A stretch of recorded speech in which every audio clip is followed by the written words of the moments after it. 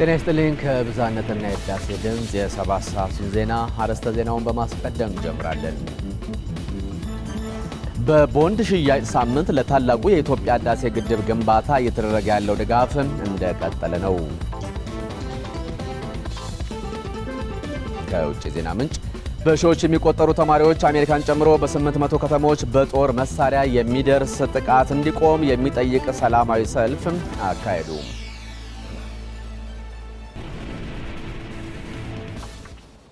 ተመስገን በየነ ነኝ። ከኛ ጋር ሁኑ። በቦንድ ሽያጭ ሳምንት ለታላቁ የኢትዮጵያ ህዳሴ ግድብ ግንባታ እየተደረገ ያለው ድጋፍ እንደቀጠለ ነው። ቦንድ የገዙ የተለያዩ የማህበረሰብ ክፍሎች ግድቡ እስኪጠናቀቅ ድጋፋቸውን አጠናክረው እንደሚቀጥሉ ተናግረዋል። ለኢዜአ ዘገባ ሙሉጌታ ተስፋዬ። ለታላቁ የኢትዮጵያ ህዳሴ ግድብ ግንባታ የገቢ ማሰባሰቢያ እየተካሄደ ባለው የቦንድ ሽያጭ ሳምንት በርካታ ኢትዮጵያውያን እየተሳተፉ ነው። እዚያ በመሸጫ ማዕከላት ተዘዋውሮ እንደተመለከተውና ቦንድ ሲገዙ ያነጋገራቸው ነዋሪዎች የግድቡ ግንባታ እስከሚጠናቀቅ ድረስ ድጋፋቸው እንደሚቀጥሉ ተናግረዋል። በሽያጩ የንግዱ ማህበረሰብ፣ ተማሪዎች፣ የታክሲ ተራ አስከባሪዎችና አሽከርካሪዎች፣ ግለሰቦች፣ የመንግስትና የግል ተቋማት ሰራተኞች እየተሳተፉ ነው። ወይዘሮ አረጋሽ ሀሰን ከሚያገኙት ጥቂት ገንዘብ ላይ ለግድቡ ድጋፍ ለማድረግ እንደመጡና ለዚህም ያነሳሳቸው እርስ በርስ በመደጋገፍ ሀገሪቱን ለማሳደግ ካላቸው ጉጉት መሆኑን ተናግረዋል። በፊት ልጄ ገዝታለች። አሁን ልጄ ገዝታ እንትን አለች። በኋላ መጨረሻ ላይ ደግሞ ትናንትና ሲነገረኝ እንዴ እኔ የማልገዛበት ምክንያት አለ እጄ መግዛት አለብኝ ብዬ መጣሁ ተነሳስቼ። ምክንያቱም ወገን ለወገን አገር ለአገር ነው አይደል እንዴ? አንቺ ደስ የሚልሽ አገር ሲያድግ ሲበለጽግ ሲያምር ነው አይደል እንዴ? ሁሌ ወዴታችሁ ርቅ እንሆናለን አንሆንም።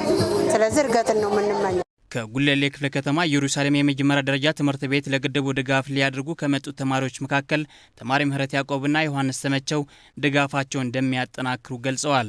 እኔ ለሀገሬ ብዙ አስተዋጽኦ ማድረግ እፈልጋለሁ። አንደኛ ነገር ሀገሬ መርዳት እፈልጋለሁ። እናም ለዚህ ነው የአባይ ግድብ ቦንድ ልገዛ የመጣሁት። ግድቡ በሀገሬ መቆሪያ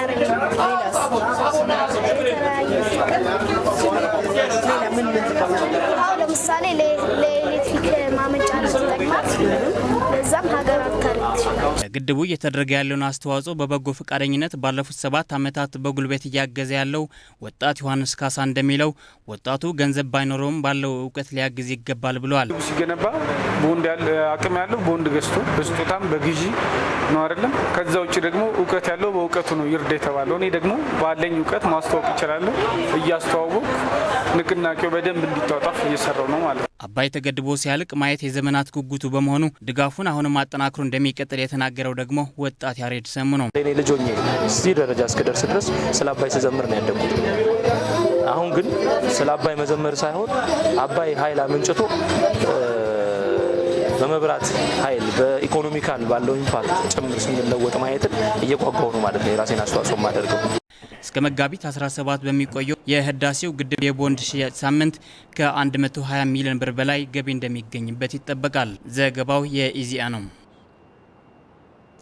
ተማሪዎችና መምህራን ደግሞ የታላቁ የኢትዮጵያ ህዳሴ ኤሌክትሪክ ኃይል ማመንጫ ግድብ ሀገራዊ አንድነትንና የይቻላል መንፈስን ለትውልድ እያስተላለፈ ነው ሲሉ ተናገሩ። ተማሪዎቹ ለግድቡ ግንባታ ያቅማቸውን እያደረጉ መሆናቸውንና ድጋፋቸውን አጠናክረው እንደሚቀጥሉ ነው ለኢዜአ የገለጹት። ይመር አደም ለሀገሩ ልጅ ባዳ ሆኖ ሌሎች ሀገራትን ሲጠቅም የቆየው የአባይ ወንዝን አሁን ኢትዮጵያውያን በተባበረ ክንዳቸው እናት ሀገሩን እንዲጠቅም ለማድረግ እየሰሩት ያለው ሁለተኛው የኢትዮጵያውያን ድል ነው ትላለች በአዲስ አበባ በእንጦጦ አምባ ሁለተኛ ደረጃ ትምህርት ቤት የ10ኛ ክፍል ተማሪዋ ሳምራዊት ቦጋለ። አሸናፊ እንደሆነን የአድዋ ድል ይነግራን ነበር።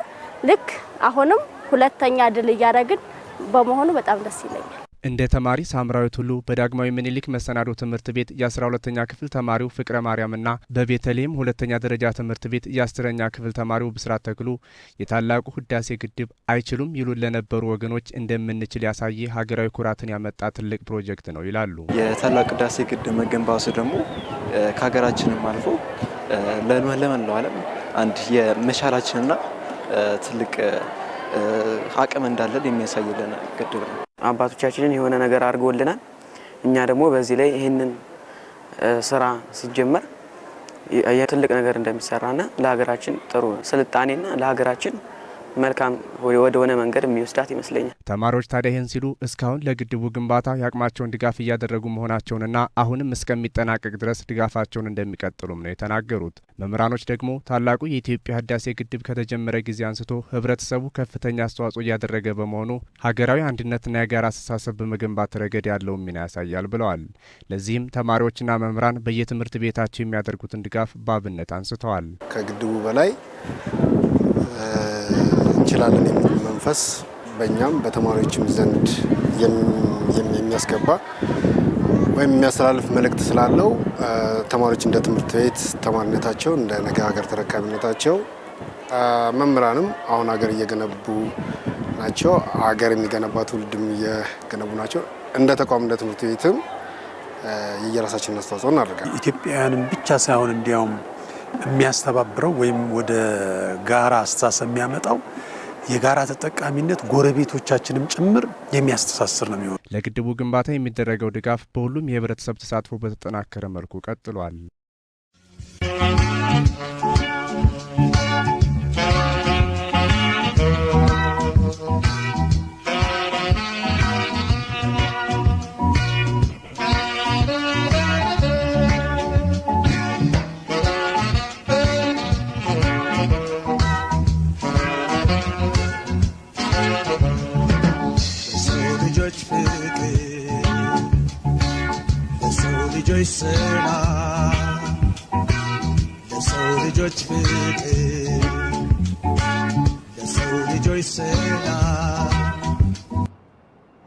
በመከባበርና በመቻቻል ችግሮችን የመፍታት ኢትዮጵያዊ ባህልን ሊሸረሽሩ የሚችሉ ጉዳዮች ላይ መንግስት በትኩረት ሊሰራ እንደሚገባ የአዲስ አበባ ከተማ የካ ክፍለ ከተማ ነዋሪዎች ጠየቁ። የአዲስ አበባ ከተማ አስተዳደር ኮሚኒኬሽን ጉዳዮች ቢሮ እንደዘገበው ኢትዮጵያውያን ለዘመናት ተከባብረንና ተቻችለን የመኖር ባህል አለን ያሉት ነዋሪዎቹ ችግሮችን በመወያየትና በመቻቻል መፍታት ይገባል ብለዋል። ችግሮችን ቢኖሩ በሰላም በጠረጴዛ ዙር መፍታት ነው። ምሁራኖችን ማሳተፍ ነው። በመወያየት ነው ሀገር ሰላም የምትሆነው እና የወደፊታችንን የሀገራችንን የህዳሴ ግድባችንን ፍጻሜ ለማድረስ የኛ ህብረትና አንድነትን ይጠይቃል። ዙሮ ምንድነው ኢትዮጵያ ጠንካራ ነው። እርስ በራሱ የሚፋቀር ነው። የሚገነጣጠልም የሚለያይም ህዝብ አለ። ምናልባት ጥቂት ሰዎች በሚያደርጉት እንቅስቃሴ የኢትዮጵያ ህዝብ ተከፋፈለ፣ ብሔር ለብሔር ተገነጣጠለ ማለት አንችልም። አንድነታችን እየተጠበቀ ነው። አንድነታችን ወደፊትም እየተጠበቀ መጣ፣ ወደፊትም ይጠበቃል። ህብረተሰቡ ግልጽ ሆኖ በግልጸኝነት አሁን ሁሉ ነገር ግልጽ ነው። ጥሩ ነው። ጥሩ ጊዜ ነው ያለነውና መንግስታችን እያመቻቸ ያለው ነገር ነው። ግልጽ ሆኖ የሚፈልገውን ጥያቄ መጠየቅ በአግባቡ ከሌላው ጋር አሁን ለምሳሌ ከውጭ ከሚገቡ ሰዎች ጋር ከመነጋገር ይልቅ ወደ መንግስት አካል ቀርቦ ከመንግስት አካሎች ጋር መነጋገር። በኢትዮጵያ የኮንስትራክሽን ኢንዱስትሪውን ተወዳዳሪ ለማድረግ የአሰራር ሞዴሎችን መጠቀም እንደሚገባም ተጠቆመ። የኮንስትራክሽን ትራንስፎርሜሽን ብሔራዊና ዓለም አቀፍ እይታዎች በሚል 6ኛው አውደ ጥናት በአፍሪካ ህብረት ተካሂዷል። በአውደ ጥናቱም ከ6 ሀገራት የመጡ ባለሙያዎች፣ ዓለም አቀፍ ተቋራጮች፣ ሙያዊ ማህበራት፣ አማካሪዎችና የመንግስት ተወካዮች ተሳትፈዋል። በአውደ ጥናቱ ጽሑፍ ያቀረቡት ፕሮፌሰር ሮጀር ፍላንጋን እንዳሉት በኢትዮጵያ የግንባታ ፍላጎት እየጨመረ ቢሆንም ከሌሎች አገራት ጋር ሲነጻጸር ዘርፉ የሚጠበቀውን ያህል አልተጓዘም። በዓለም አቀፍ ደረጃ ተወዳዳሪ ለማድረግም የተማረ የሰው ኃይል፣ የስራ ላይ ደህንነት አጠባበቅና ልማዳዊ አሰራሮችን ወደ ማዘመን መግባት ይገባል ብለዋል። የኮንስትራክሽን ሚኒስትሯ ኢንጂነር አይሻ መሐመድ መንግስት በዘርፉ ትኩረት አድርጎ እየተንቀሳቀሰ መሆኑን ገልጸው የጥራት የጊዜና ወጪን በአግባቡ አለመጠቀምና ብቁ የሰው ኃይል እጥረት የኢንዱስትሪው ተግዳሮቶች መሆናቸውን ገልጸዋል። ይህ ኢንዱስትሪ በጋራ የሚመከርበት ኮንስትራክሽን ካውንስል የሚባል ምክር ቤት ያስፈልገዋል። የመነጋገሪያ መድረክ ያስፈልገዋልና እሱ ካውንስል ተቋቁሟል።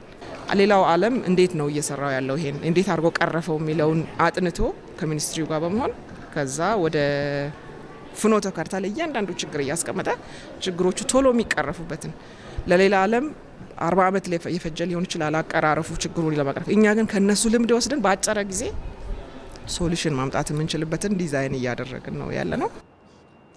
የኢትዮጵያ ኮንስትራክሽን ቴክኖሎጂና ማኔጅመንት ባለሙያዎች ማህበር ፕሬዝዳንት ኢንጂነር ሞገስ ጥበቡ በበኩላቸው በአገሪቷ የኮንስትራክሽን ዘርፍ መሰረታዊ ለውጥ ካላመጣ በሌሎች መስኮች የተያዙ ግቦች በሚፈለገው መጠን አይሳኩም ሲሉ ተናግረዋል።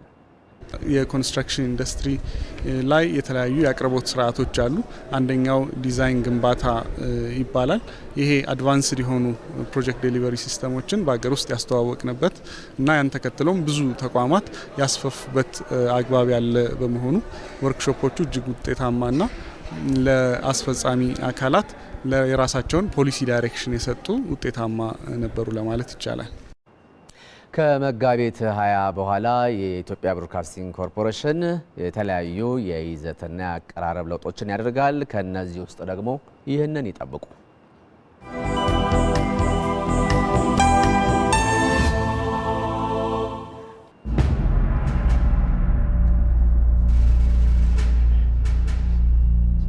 አየር ንብረት ለውጥ ተከስቷል።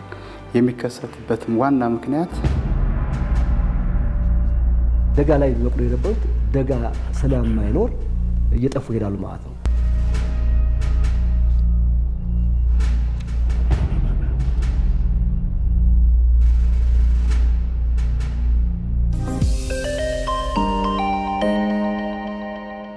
የኢቲቪ ዜናና ፕሮግራም ቻናል ከሚጀምራቸው አዳዲስ ፕሮግራሞች መካከል የቤተሰቡ ፕሮግራማችን አንዱ ነው።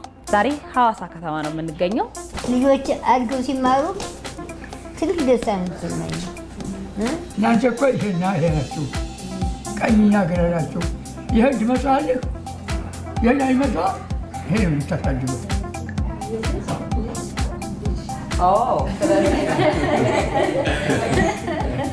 75ኛ ዓመታችሁ ልታከብሩ ጥቂት ጊዜ ነው የቀረው።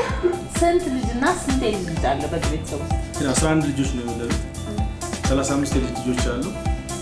37 ደግሞ የልጅ ልጆች አሉ። የልጅ ልጅ ልጆች አሉ። አራተኛ የልጅ ልጅ ልጅ ከማያት ያደረገች አንዲት ልጅ አለች። ልጅ ማለት በቃ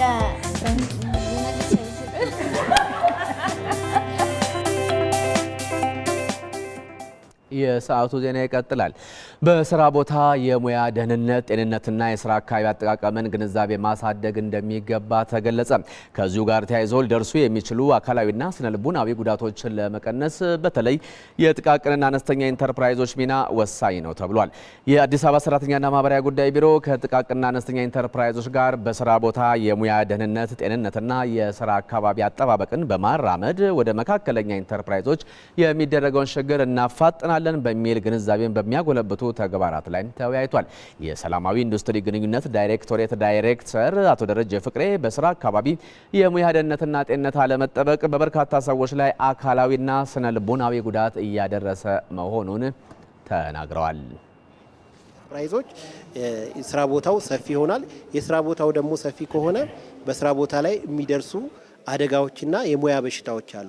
እነኛ የስራ ቦታ ላይ አደጋዎችና የሙያ በሽታዎች ምን እንደሆኑ እነኚህ የጥቃቅንና አነስተኛ ኢንተርፕራይዝ አንቀሳቃሾች ማወቅ ይጠበቅባቸዋል። ይህንን ካወቁ ደግሞ እነኚህ አንቀሳቃሾች በስራ ላይ የሚደርሱ አደጋዎችና በስራ ላይ የሚደርሱ የስራ ላይ በሽታዎችን ተገንዝበው ለመከላከል ይረዳቸዋል ተብሎ የታሰበ ነው። የአዲስ አበባ ኮሚኒኬሽን ጉዳዮች ቢሮ እንደዘገበው ተሳታፊዎቹ ከመንግስት ጎን በመሰለፍ የኢንዱስትሪውን ሰላም ለመጠበቅ መስራት ይጠይቃል ብለዋል። ድምጽ ብክለት፣ ሁለተኛ ደግሞ የጤናማ ለመሆን ገቢን ይቀንሳል።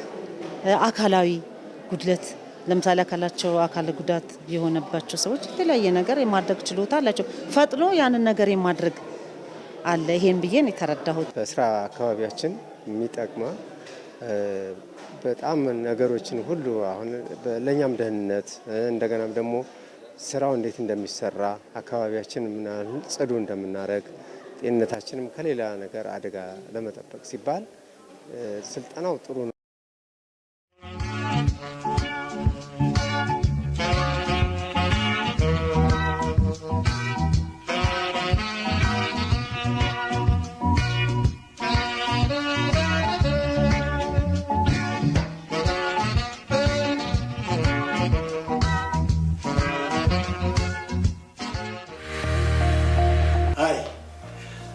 አባይ ነው የምለው። ቢሆንስ ግን ቢሆን ምን ችግር አለ? ይቅርታ ቢሆንስ አዲስ በኢቲቪ መዝናኛ የምንጀምረው የፕሮግራማችን ርዕስ ነው። ቢሆንስ ማለት ሲብራራ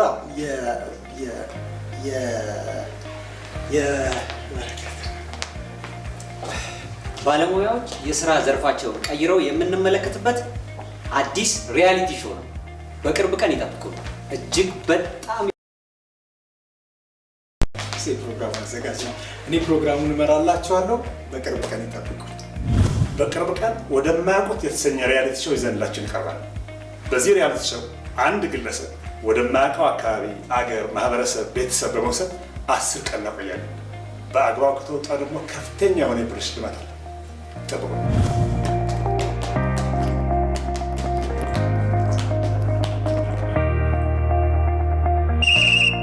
ሜዳ ላይ ስፖርትና የመዝናኛ ዝግጅት የሀገራችን ምርጥ 32 ተጫዋቾች የሚሳተፉበት፣ ምርጥ 32 ተጫዋቾች ደግሞ ወደ ምርጥ 16 የምንሸጋገርበት፣ ከምርጥ 16 ደግሞ ወደ ምርጥ 8 የምንሸጋገርበት አዝናኝ ልዩ ጨዋታ በኢቲቪ መዝናኛ። በዚሁ የምናልፈው ከውጭ መረጃ ምንጭ ያገኘነው ዜና ነው። በዲሞክራቲክ ሪፐብሊክ ኮንጎ አራት ወራት ብቻ ከ60 ሺህ በላይ የሚሆኑ ዜጎች ወደ ኡጋንዳ መጠለያ ፍለጋ እንዲሰደዱ ምክንያት ሆኗል። በርካታ ስደተኞችም ከቤተሰቦቻቸው የመለያየት አሳዛኝ ዕጣ ፈንታም እየገጠማቸው ነው። ሲጂቲኤን ዘግቦታል። ያዘጋጀችው ሜሮን በረዳ። በዲሞክራቲክ ሪፐብሊክ ኮንጎ እየተባባሰ የመጣው ሁከትና አለመረጋጋት በርካታ ዜጎችን አሁንም ለስደት እየዳረገ ነው። ባለፉት 4 ወራት ብቻ ከ60 ሺህ በላይ የሚሆኑ ዜጎች ወደ ኡጋንዳ መጠለያ ፍለጋን ተሰደዋል። ከነዚህ መካከልም አብዛኛዎቹ ሴቶችና ህጻናት ናቸው። ይህ ቁጥር በየጊዜው እያሻቀበና ወደ ኡጋንዳ የሚፈልሰው የስደተኞች መጠን እየጨመረ ይገኛል። ይህም ብቻ ሳይሆን በርካታ ስደተኞችም ከቤተሰቦቻቸው የመለያየት አሳዛኝ ዕጣ ፈንታ እየገጠማቸው ነው። 4 ጀልባዎች ናቸው አሁን ወደዚህ የመጡት። በእነዚህ ጀልባዎች ተሳፍረው 97 የሚሆኑ ስደተኞች መጥተዋል። አብዛኞቹ ቶሚያ ከሚባለው ስፍራ ተሰደው ነው የመጡት። ወደዚህ የመጣሁት ከ2 ልጆቼ ጋር ነበር። በጫካው በኩል ወደዚህ ስንመጣ እነርሱ እዛው ቀሩ። አሁን ልጆቼ ወዴት እንዳሉ እንኳን አላውቅም። በኡጋንዳ ያለው የድንበር ፖሊሲ እነዚህ ስደተኞች ወደ ፈለጉበት እንዲንቀሳቀሱ የሕክምና እርዳታና ትምህርት እንዲሁም ከቦታ ቦታ ተንቀሳቅሰው መስራት እንዲችሉ ምቹ ሁኔታን ፈጥሮላቸዋል። አሁን ለስደተኞች ወደ ተዘጋጀው መጠለያ አዲስ የመጡትን ስደተኞች እንወስዳቸዋለን። መጠለያቸውን የሚሰሩበት መሬትም ይሰጣቸዋል። የሀገሪቱ ጠቅላይ ሚኒስቴር ጽሕፈት ቤትም ስደተኞቹ ወደ እርሻ ስራ እንዲሰማሩ መሬት ይሰጣቸዋል። ሆኖም ግን አሁን ላይ ያለው የስደተኞች ቁጥር 1.4 ሚሊዮን መድረሱ በሀገሪቱ ያለውን የድንበር ፖሊሲ የሚፈታተንና በስደተኞችም ላይ መጥፎ ጥላን የሚያጠላ ጉዳይ እየሆነ መጥቷል። በሺዎች የሚቆጠሩ ተማሪዎች አሜሪካን ጨምሮ በ800 ከተሞች በጦር መሳሪያ የሚደርስ ጥቃት እንዲቆም የሚጠይቅ ሰላማዊ ሰልፍ አካሄዱ። ተማሪዎቹ የጦር መሳሪያ ሕጉ ሊጠብቅ ይገባል ሲሉም ጠይቀዋል። ለአልጀዚራ ዘገባ ሀብታሙ ድረስ። ከአንድ ወር በፊት በአሜሪካ ፍሎሪዳ የጦር መሳሪያ የታጠቀ ወጣት በተማሪዎች ላይ በከፈተው ተኩስ የ17 ንጹሐንን ሕይወት መቅጠፉን ተከትሎ አሜሪካውያን የጦር መሳሪያ ቁጥጥሩ ሊጠብቅ ይገባል የሚል ጥያቄያቸውን በማቅረብ ላይ ናቸው። ከዋሽንግተን እስከ ቶኪዮ በሚገኙ 800 ከተሞች በጦር መሳሪያ የሚደርሰው ጥቃት ይቁም፣ የጦር መሳሪያ ቁጥጥርም ይጥበቅልን ሲሉ ድምፃቸውን በአደባባይ እያሰሙ ነው። 17ቱ የሁለተኛ ደረጃ ተማሪዎች በተገደሉበት ወቅት እዚያው የነበረችውና ከጥቃቱ የተረፈችው ኤማ ጎንዛሌዝም በሰልፉ ድምፃቸውን ካሰሙ ወጣቶች አንዷ ናት። እዚያ ከነበረው ውጪ ማንም ነገሩን አይረዳውም። በጦር መሳሪያ ጥቃት የደረሰበት ጉዳቱ ይገባዋል። በዚያ በትምህርት ላይ በነበርንበት የደረሰው ሰቆቃ ዘግናኝ ነበር። በዋሽንግተን ዲሲ በተካሄደው ሰልፍ ላይ የተገኘው ማርቆስ ፊኒሌኢ ልጄን ወደ ትምህርት ቤት ለመላክ ደህንነቱ ቅድሚያ የሚሰጠው ነው ይላል። አጸደ ሕጻናት መግባት ያለበት ወንድ ልጅ አለኝ። ለእኔ ልጄን በማስገባበት ትምህርት ቤት ደህንነቱ ቅድሚያ የሚሰጠው ጉዳይ ነው። ይህ አሜሪካውያን እያቀረቡት ያለው የጦር መሳሪያ ሕጉ ይጥበቅልን ጥያቄም የሀገሪቱን ሕግ አውጪዎች ምላሽ የሚጠብቅ ነው። ከተከታዩ መልእክት በኋላ ወደ መጨረሻው ዜና እናልፋለን። ድራማ ልሰራ ድርጅቱ ስራውን ጀምሯል እና ዶላር እኮ ጨመረ። የሀገር ውስጥ ምርት በዶላር ማስገባት ጀመራችሁ? ድራማ እንዲህ ገንዘቡ ቀርቶብኛል ተመኖር ጫልቱ መከሳ እናንተ እነማን ነው? ዛሬ ጉዳይን ሳጨርስልኝ ከዚህ ቢሮ አልወጣም። አይቻልም አልኳችሁ እኮ። ያው የመንግስት ገንዘብና የህዝብ ገንዘብን መዝረፍ ነው። መፍትሄ የማይሰጥና የማያሻሽል ከሆነ ሁላችሁም ተጠያቂዎች ናቸው። ሊያስረክብ ይገባል ተብሎ ውሳኔ መስጠቱ ተገቢ ነው። ውድቅ እንዲደረግና ደንበኛ በነፃ እንዲሰናበቱ ነው ዋቅሮት እንጠይቀው። በአንድ ዓመት ቀላል እስራት እንዲቀጡ ፍርድ ቤቱ ወስኗል። ይግባኝ መብት ነው። መዝገቡ ተዘግቷል። ወደ መዝገብ ቤት ይመለስ።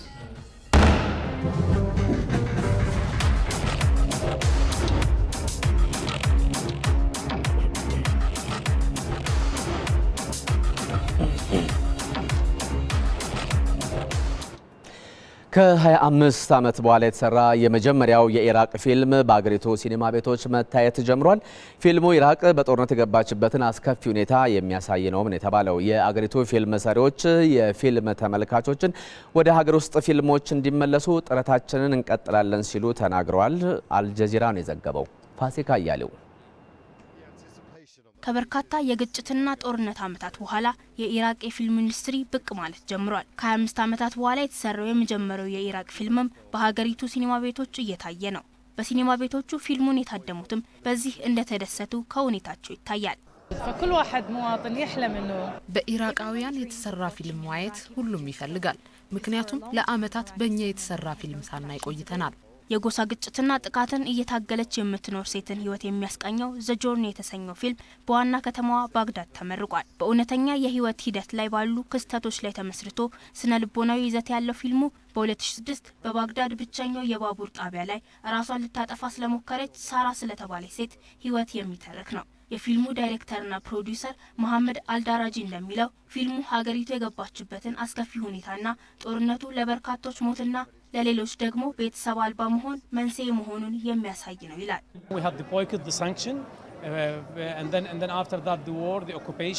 ማዕቀብና ቅጣት ተጥሎብናል። ከዛም ከጦርነቱ በኋላ የተለያዩ ጥቃቶችና አይስ ግን እኚህ ሁሉ ተቋቁመን እንደ ሀገር መቆም ችለናል። ከችግሮቻችን የተማርነው ይህንን ነው። ፈተናን ተቋቁመን ወደፊት መራመድ፣ ይህንን ነው ለሀገሬ ተስፋ የማደርገው። የኢራቅ የፊልም ኢንዱስትሪ በአንድ ወቅት በቀጠናው ከፍተኛ ተቀባይነት የነበረው ነበር። ሆኖም ከ15 ዓመታት ወዲህ በሀገሪቱ የተከሰተው ግጭትና አለመረጋጋት ተቀባይነቱ እንዲቀንስና ሲኒማ ቤቶችም በሆሊውድና በግብጽ ፊልሞች እንዲሞሉ አድርጓል። ሆኖም ግን የኢራቅ የፊልም ሰሪዎች የሀገሪቱን የፊልም ተመልካች ወደ ሀገር ውስጥ ፊልሞች እንዲመለስ ጥረታችንን እንቀጥላለን እያሉ ነው። ለሰዓቱ የያዝነውን ዜና በዚሁ አጠናቅቅን። ተመስገን በየነ ነኝ። ብሩህ ቀን።